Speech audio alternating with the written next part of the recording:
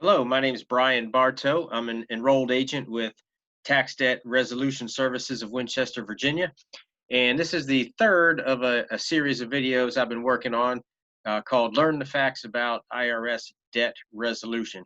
And I'm just covering, a number of things that we hear about a lot and try to give you an idea of all the different ways you might be able to resolve some of your tax issues with the IRS. All right, so let's jump right in here.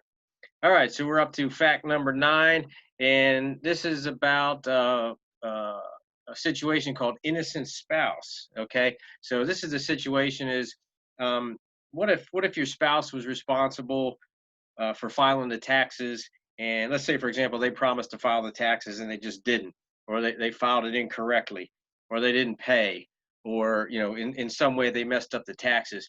You may be able to qualify for what's called innocent spouse. Okay, now you probably want to talk to a tax representation professional to help you determine the process, because essentially the main point of innocent spouse is you will need to prove that you had no way of knowing um, about this mistake. And again, this is when if you filed a joint tax return and now you owe because your spouse messed something up. Fact number 10, let's talk about penalty abatement. Of course, everyone's always asking, wow, these are a lot of penalties. Can I, get some of these penalties to go away?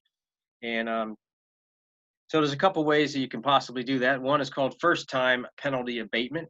And in a lot of times, if it is your first time, getting in trouble with the IRS, you don't even need a reason. And, the IRS might be able to, get rid of the penalties.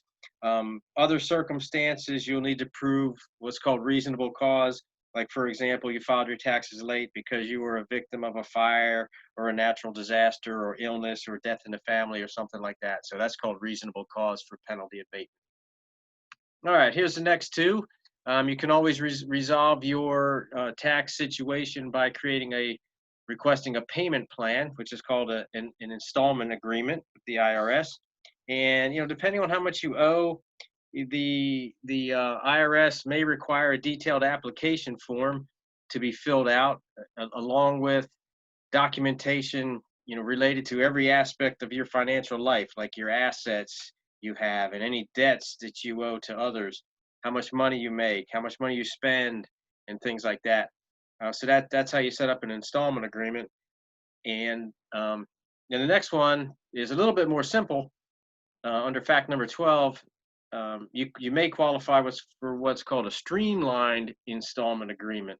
And this is a case where much less information and documentation is required and approval is automatic. And this is a situation where you owe a relatively small amount of money, and you're going to be able to pay it off in a reasonable amount of time.